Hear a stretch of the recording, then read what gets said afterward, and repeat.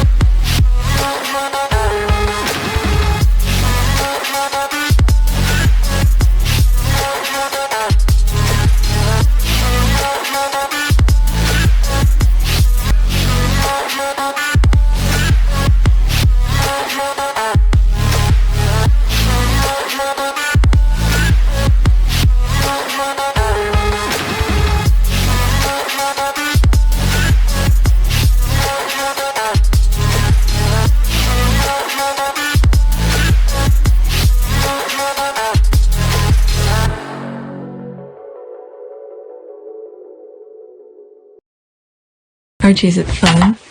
Fun. Fun. After me. Ready? Happy? Happy. New? New? New.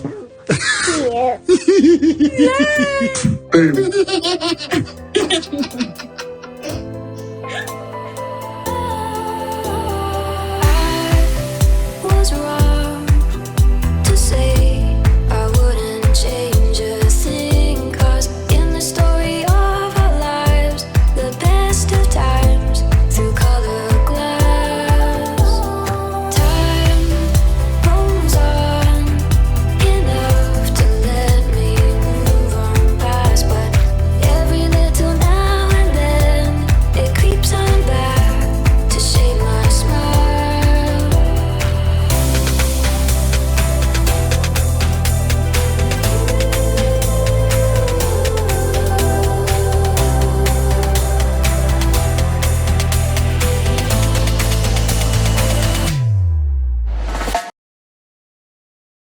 Today is October 11, 2024. It is 2:56 a.m. This is video number 2. Video number 1 was on Team Sussex. I was talking about different things, some politics and whatnot, and some stuff about Harry and Meghan. I think I don't remember all of it, but for this one, this video could have easily been on our Port of Pure service, because it's talking about Harry's mental health. I think yesterday was World Mental Health Day, so Harry had a discussion with somebody and some tweets were coming out, and I saw some video clips and things like that, and I wanted to share with you. So that video that I'm talking in right now should have been on our Port of Pure service, but it's demonetized and I'm spending time to make the video, so I put it over here on PYTE. All right, let me grab this link and let's look at the background of this channel and then go straight to Twitter. So 3,994 subscribers, new subscribers welcome, estimate revenue $48.50, analytics. Okay, oh my god, 174 views in the last 48 hours. Well, that's okay because I don't have a new video for a while, so I understand. I just said that on my last video. If you want to support my channel, there's PayPal, there's Cash App. You could help me, and if you could become a member while this channel is monetized, I'll appreciate that. And I'm not offering any special incentive. The only incentive that I could offer you is when I upload something, a video, you get to see it right away. And for my channel, I tend to schedule them because I want people to see something every day, and then I know your time is very precious. There's other squaddies who's sharing things I'm not sharing. So give you time to check their channels as well. Okay, there's always room for one more. But anyway, with that being said, let's go on Twitter. Alright, let me pause for a second. Okay, so let's start with this. That's from the United Nations. Everyone encounters challenges in life, and it's natural to feel anxious, isolated, or overwhelmed at times. Prioritizing mental health is important during moments of difficulty or high stress. At WHO shares tip on Thursday's World Mental Health Day. All right. It's a World Health Organization. That's what it stands for. All right. So World Mental Health Day, October 10th. Let's see here. This is World Mental Health Day.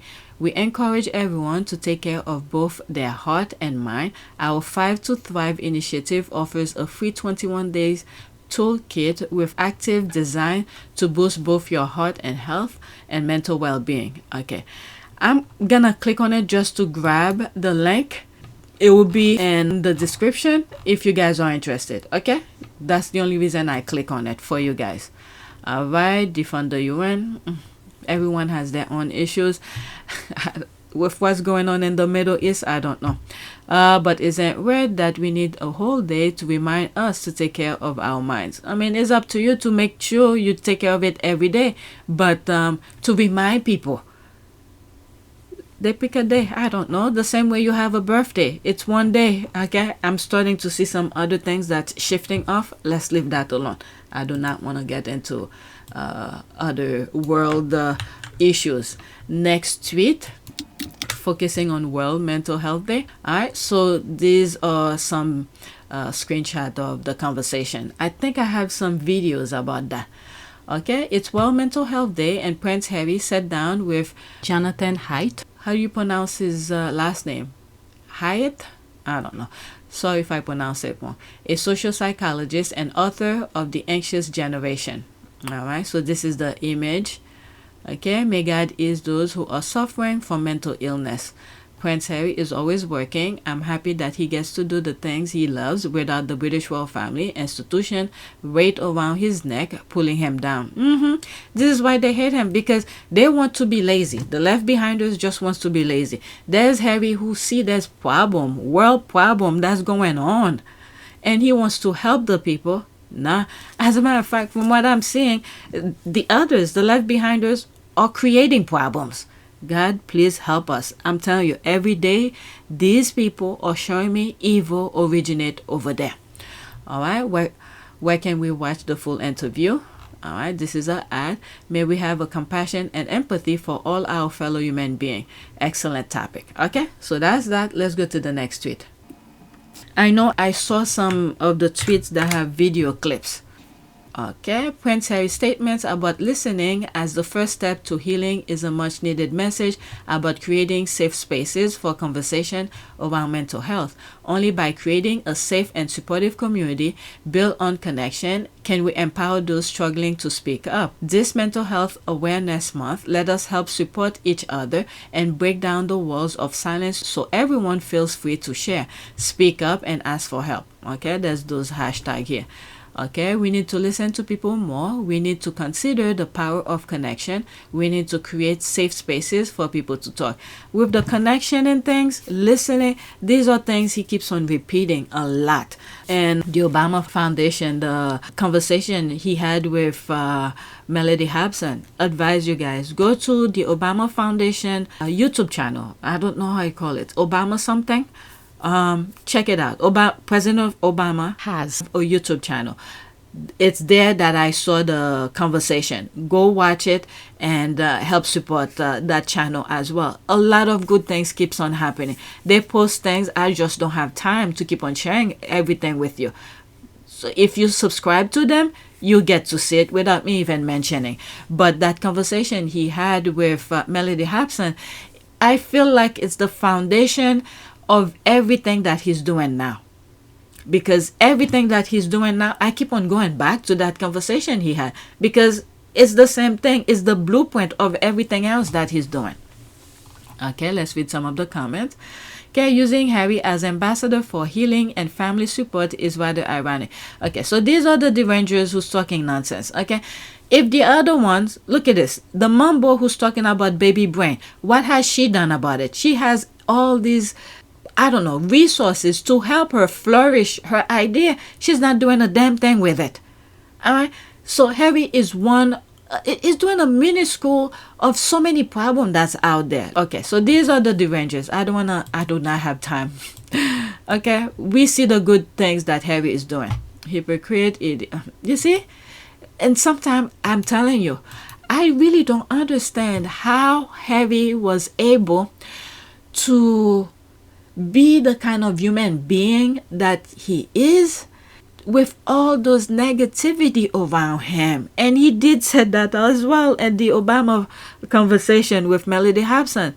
It is nice to know that kids that young have an appreciation and understanding greater than some of the people who have been on this planet for 60, 70. I think I've been a pessimist many times because of the work that we end up doing. You can be surrounded by negativity sometimes.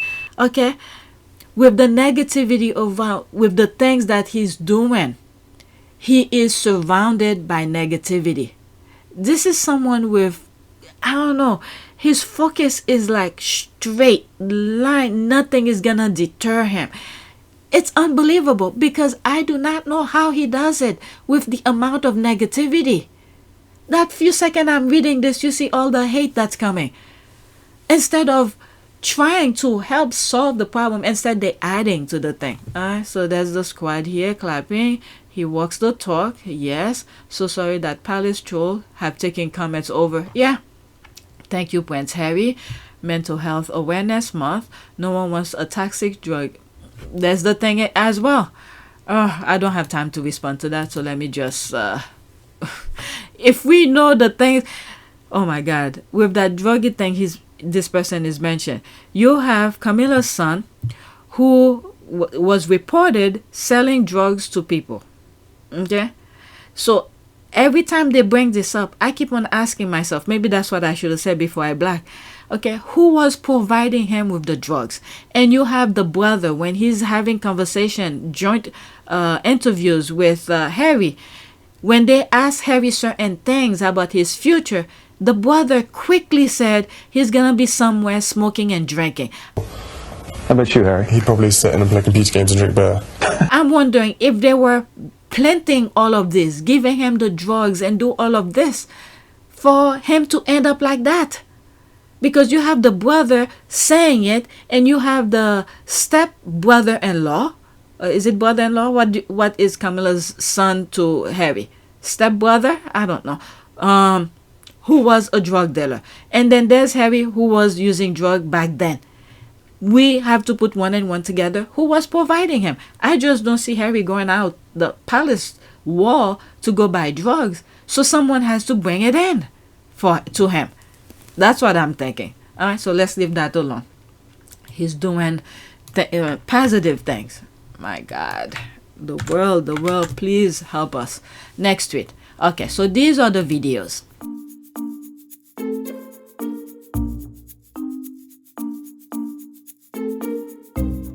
Okay, World Mental Health Day, Prince Harry, anxious generation. All right, so there's no comment. Let's go straight to that. Let's pause. Oh, okay, so I have pretty much, I guess, all of them. I'm sorry, it will be screenshot. I can't either screenshot or I blur it or something. In honor of World Mental Health Day, Prince Harry led a significant discussion with Jonathan Haidt. Sorry if I pronounce that wrong. Haidt, I think, author of the New York Times bestseller, The Anxious Generation. Full conversation, a thread. All right, so let's listen. World Mental Health Day. Oh, Prince Harry, what an honor to meet you. Thank you for spending time with me and having this discussion about your book, The Anxious Generation, which, funny enough, aligns very well with the insight sessions that we've been doing with young people in numerous different countries. Perhaps the best way to start is for the people that haven't heard of your book or haven't even had a chance to read your book. That's Mr. Global for you, Mr. Statement, where he has having conversation with people around the world. Let's continue. So I'm assuming another thing that popped up in my mind when he started talking. Because in one video, I remember saying, oh my God, Meghan reads a lot because she knows a little bit of almost everything. I think that's when, with the Mill books, I think Melody Hobson was there. And I think that's when I said it. I'll show you the thumbnails. I remember the thumbnails where I said, Meghan reads a lot. Okay. With that as well, Harry reads a lot too. It seems like. All right. But let's continue. What is the anxious generation about, and what is the clearest, most important message and takeaway from it? So the anxious generation is about a big change that happened for young people born after 1995. There's never been such a sharp generational shift. Those who were born in the late 90s and afterwards, it turned out when they hit puberty, they had very, very high rates of anxiety, depression, self-harm, and suicide. All of those went up. And they all went up right around 2010 to 2012, in that region, everything goes up. Not just in America, but all over the English-speaking world and in Scandinavia and some other parts as well. And then what happens is between 2010 and 2015, the technology changes such that young people, they trade in their flip phones for smartphones. And now, with a front-facing camera, high-speed internet, 1 million apps that are competing with each other to hook kids' attention. And so if you went through... That's something Harry have said, where the things are designed to keep kids, on the phone. Let's continue. Puberty in the early 2010s, your brain was influenced in early puberty in ways that set you up for worse mental health, especially depression, anxiety. Whereas the millennials were basically done with puberty. They didn't get all this stuff until they were in college, until they were at least 18. So they went through that critical period of puberty and they came out okay. So the anxious generation is helping us understand the incredible destructive force of this transformation of childhood between 2010 and 2015, and then what we can do now to stop that from happening and to help those who already have been through it. As I'm listening to this, and this is something I think I mentioned in one of my videos, I think sometime this week, where I was watching something, not even thinking about my son in the womb, and it was regarding the war in Russia. And my son, my youngest, told me, please don't watch this because I forgot the reason that he gave me. And then ever since then, I don't watch this stuff around him at all. So this is what came to mind when I heard him talking here. And the other thing I told him is that I made him aware that I listened to him. I said, thank you. Next time when I'm watching something, there are things I'm fully aware not to watch in front of him. But for some reason, that particular video did not cross my mind to say, he's in the room, don't watch it. But thank God he was aware to tell me, please don't watch that around him. Okay, so anyway, let's continue. So in many cases, the smartphone has and is stealing young people's childhood. Exactly. We are overprotecting our children in the real world and underprotecting them online. Wow. And both of those moves are mistakes. They're bad for development. For social media companies, there's a lot of finger pointing. It's very easy for social media companies to point the finger at parents and say, well, this is down to you, this is down to your parenting. Yeah. Okay. Oops. Damn. Getting this wrong and most parents were getting it right, then I'd be very receptive to that argument. But once kids get a phone and social media, the rest of family life turns into a fight over screen time. And this is happening everywhere. This is happening in Silicon Valley, where the parents know what's going on. In fact, in Silicon Valley, you're much more likely to find parents who say, no, you cannot have this because we know how bad it is. Why do we give our 10-year-olds a phone? The main reason is because everyone else did. We don't want our daughter to be the only one who's left out. I'm facing this now with my 14-year-old daughter on Snapchat. So the tech companies put us in a bind, and then they're trying to blame us for what they did.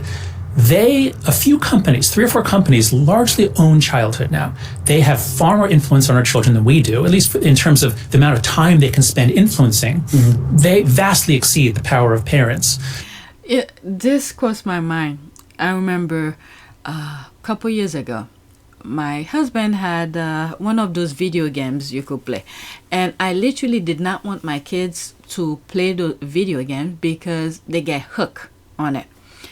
And I remember going to a friend's house, and the friend, my kids came with me, and the friends had video game. And this is where they saw it. Remember, I have the game at home, my husband, and I told him do not play it in front of the kids because I do not want him to play. So late at night after they went to bed, my husband would be playing video game.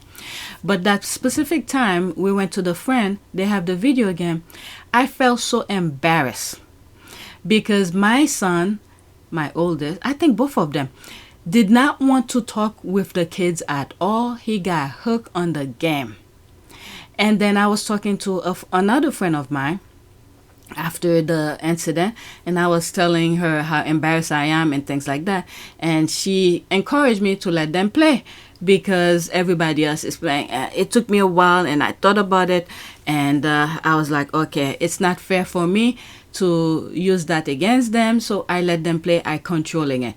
And then in the summer, they got hooked, and I felt bad, and I was like, this is what I was afraid of. But thank God now, I don't even see them playing video game. I guess that is out of their system. Thank God for that. But yeah, this type of thing when people say just because someone else is doing it, therefore you could do it. If you could monitor and control it, that's good. But I think I was doing it the wrong way as well, not letting them touch it at all, not even aware. They didn't even know that it was in the house. It's when they went to the friend and I felt so bad. They didn't even talk to the kids. They was hooked on the video game. And that's when they were aware of it. And because of that, and after my friend convinced me, they're going to be the only one who's not knowing about electronics. And I thought about it. I said, okay. And then from that moment on, and I regretted it because that's all they wanted to play. They didn't want to go out. They were much younger. So now, they don't even touch it. Thank God for it. They know it exists. They don't even touch it. My oldest, I don't know. He's so focused with basketball now. I think yesterday, later on, I have to wake him up at 5 o'clock. He wants to go to the school. They have a gym. He wants to work out. So all of this is stimulate him and things like that. So at 5 o'clock, I need to wake him up.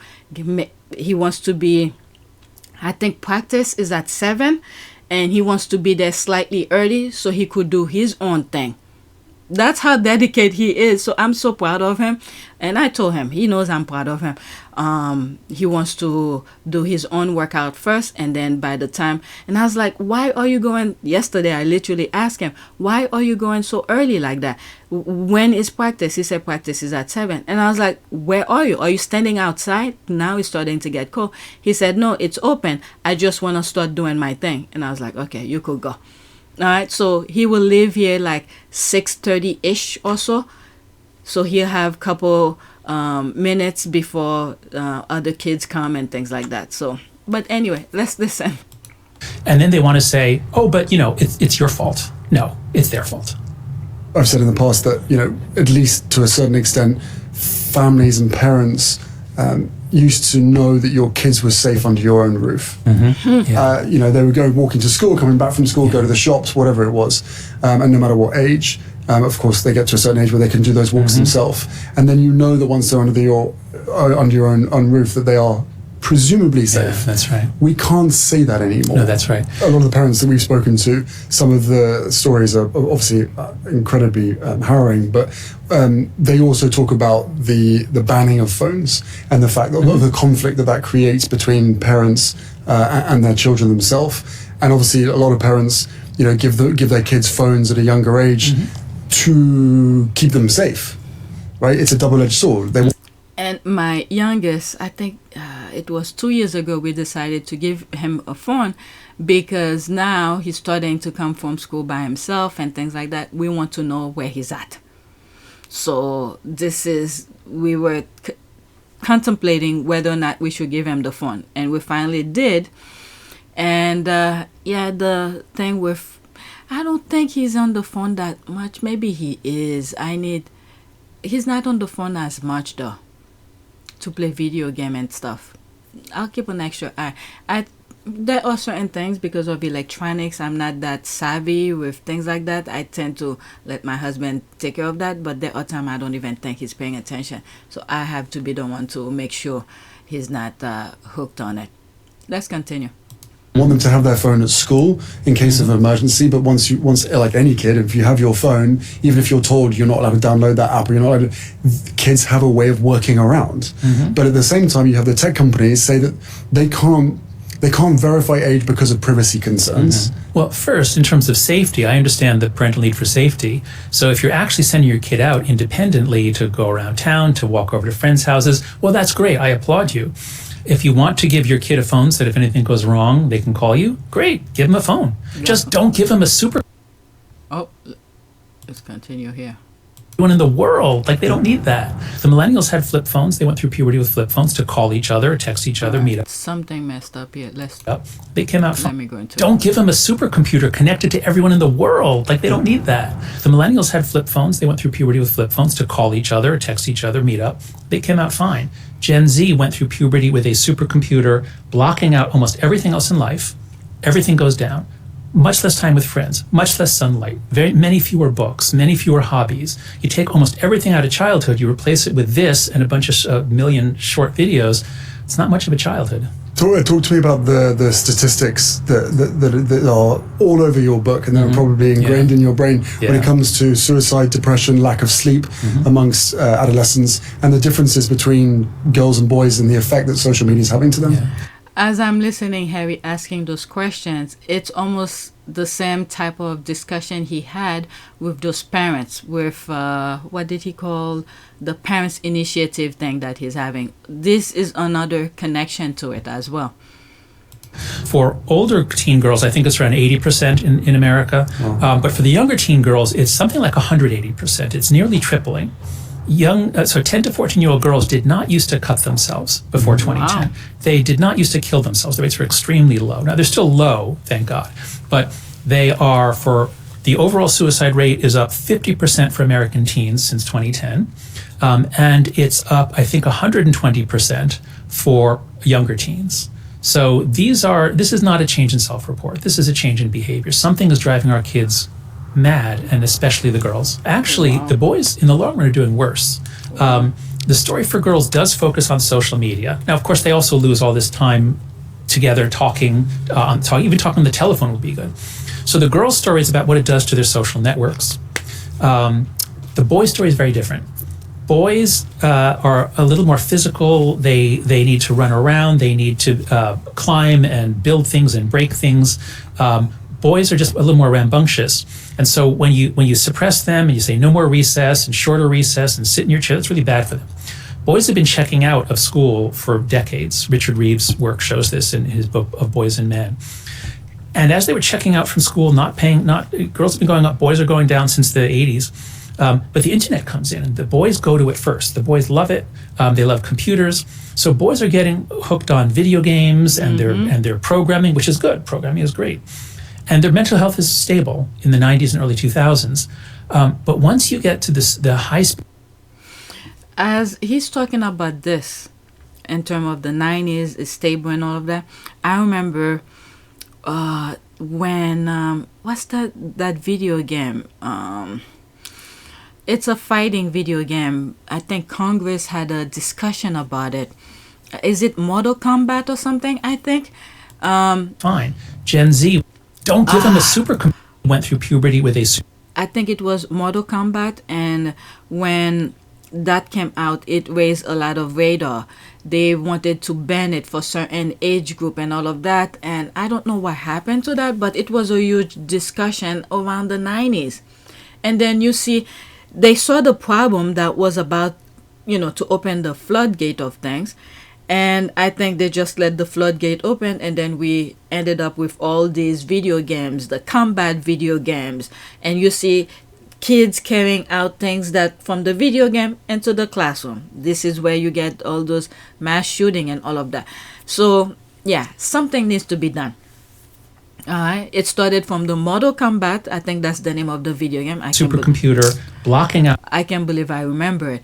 And then it moves on from a different type of video game. And then you have the warfare type of video games. And then now they're moving the kids who's playing the war type of games, moving it into the classroom kind of thing. Then you get the mass shooting. I think they were putting censor into what age group who play those video games. Okay, and then you have parents sometimes just let kids do it, and you see the effect of that.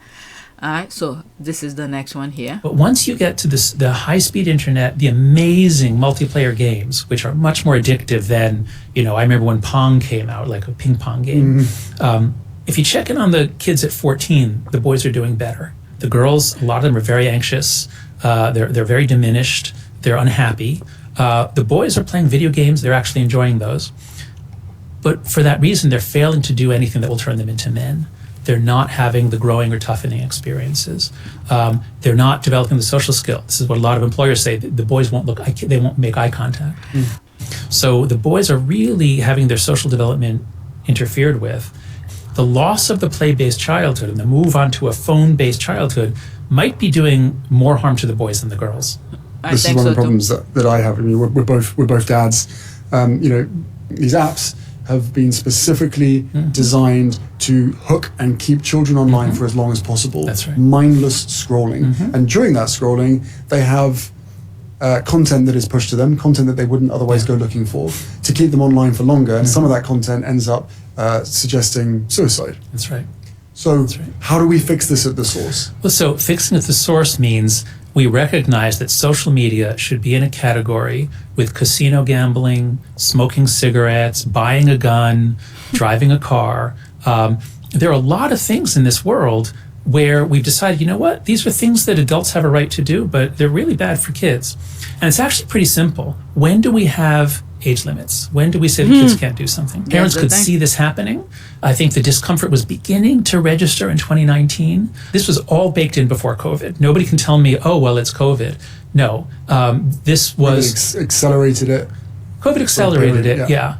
What kids really needed in 2019, I was saying this back then, was they need a lot more time outside playing independently, and they need a lot less time on their screens. And that's especially when TikTok roars into become the center of younger teens' lives, and that's really been catastrophic. From a parental standpoint, we want the best for our kids. And social media, we know to a large extent, is giving an outlet, an added resource to kids that perhaps don't feel comfortable coming out. Almost everything else in life. This one keeps on playing. Okay, from this point on, because I feel like this should be on our Point of View service, I'm going to move the rest of the conversation. This tweet, okay, this thread is going to move to our Point of View service, okay? And I have more conversation, more tweets to share with you.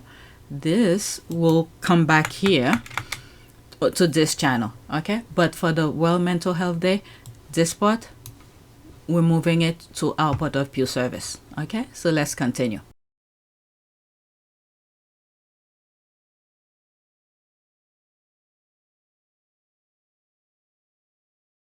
Okay, I just wanted some of you to see the videos. Okay, so now we're back to PYTE. Some of the conversation, the video conversation, are on our Point of View service. So let's see here. Next tweet. In many cases, the smartphone is stealing young people's childhood, Prince Harry said in a conversation with social psychologist John Haidt. There's a link here. Right, exclusive Prince Harry and the Anxious Generation author talks social media and mental health. I think he has an organization. I think it's the Anxious Generation. I'm not 100. I just heard it on that video. Go on our Point of View service. The last part of the video, he said something about his organization. The more that there are organizations like Archwell and your parents group, and my organization, based at theanxiousgeneration.com, my organization, based at theanxiousgeneration.com. Okay, great conversation. Yeah, it is. This was great, very interesting conversation, great conversation. Okay, so people are saying almost the same thing. The conversation was really good. He could do a podcast too. Maybe he should do a podcast. If Meghan decided to bring her podcast out, they could have a time. Let's say on Wednesday it's Meghan's turn. Maybe on Friday is Harry's turn with his conversation with podcast. I don't know. I'm just saying. They are so busy. They have so many things in their books. I don't know. I think the way Meghan did her podcast, she just record them and several, like within one sitting, I don't know. And then when it's time to put them out, she timed them. All right, the way that I schedule some of my videos. All right, next tweet. Today is Mental Health Day. Remember to ask for help, and I promise it will get better. Life is worth living. Meghan Markle, the Duchess of Sussex. Okay, 25 seconds. This is, all right, let's listen. Know that there's another side. To know that life is worth living. This is the future. Yes, I am feeling much better about everything. Thank you. I actually mentioned this part in one of the conversation. I don't know if it's on this video or on our part of Pew Service, where I was talking about when I was making a review of this. I think Millbrook thing. I think Melody Hobson was there, and I said I think Meghan reads a lot. It wasn't this particular video that I said it, but let's continue. Everything. Thank you.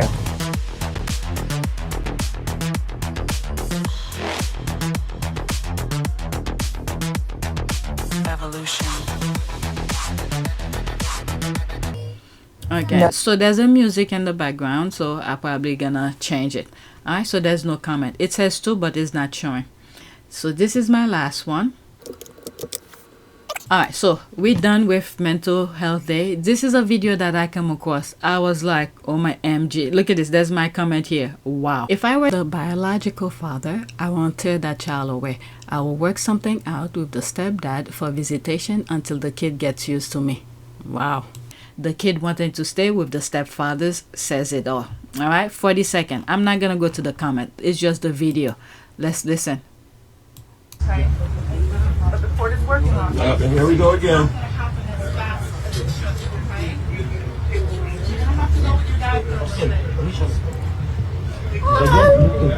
love you, Dad. I love you too, Dad. I love you too. Wow.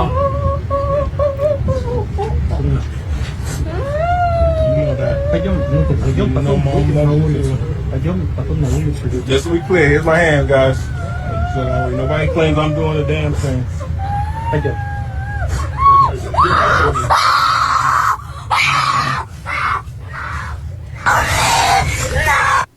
Wow. Every time I hear this, tears coming down my eyes.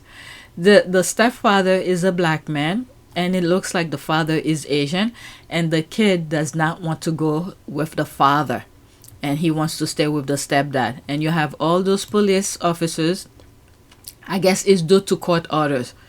All right, so there's all those policemen standing there with the paper with court order, and the guy put his hand up. The stepfather put his hand up. So I'm not doing a damn thing. The kid does not want to go with the father, and this is why the caption said something like the father should work something out with the stepdad. Wow, the kid screamed. I mean, the judge should look into that. I mean, it's playing something. I don't know how long. You know what? Let me not comment on it because there's a lot of factors that's going to it. What happened to the father? How come now the father is in the picture? What's going on and all of that? So, too many factors. So that's it. Wow, I recorded all of this tonight. Some of the things I left behind, I decided to record them. And I'm done. I think I'm up to date. So, in this recording, there are 2 parts to it. Some of it are on our part of Pew Service because it does with Harry's work, and because the channel, our part of Pew Service, is not monetized, I put the majority of them on PYTE. So in the middle of the recording, and I thought about it, and I said I should put some part of it in our part of Pew Service for record purposes. So when I look at my videos, I could have a thumbnails that addresses it. Okay, so please subscribe to our part of Pew Service and all 3 of my channels, because if, let's say, 2 of the channels are demonetized and 1 of them is monetized, probably the majority of my content will go to the one that is monetized. Okay, so subscribe to all of them. PYTE, which is this one, our part of Pew Service, which is the one that focus on Harry and Meghan's work only, and our Team Sussex. This is where anything goes. The derangers, the left behinders, the squad shenanigan, just making fun of stuff over there. But PYTE, I tend to make it a little bit more serious. It goes between the output of pure service and PYTE. PYTE is my main channel. That was the very foundation, the very first channel that I have. And then due to consistent harassment, I think that's the way I would call it, from YouTube, I create backup after backup. Our Pure Team Sussex is backup of this channel, PYTE, and then output of pure service is after I realize too many things Harry and Meghan are doing are too good to keep on putting them on the shenanigan kind of thing. Okay, I hope I make sense. Don't forget to subscribe, like, and share. If you want to support this channel, there's a PayPal link and a Cash App link in the description. You could donate. Those who have donated, thank you. Or you could become a member to help support my channel. I sort of mentioned at the beginning of the video, there's nothing fancy incentives to give you as a member. The only thing I will say is when I make certain videos public, you get to see it on the day of. Other than that, it's just a way you want to support my channel. That's it. Thank you for watching.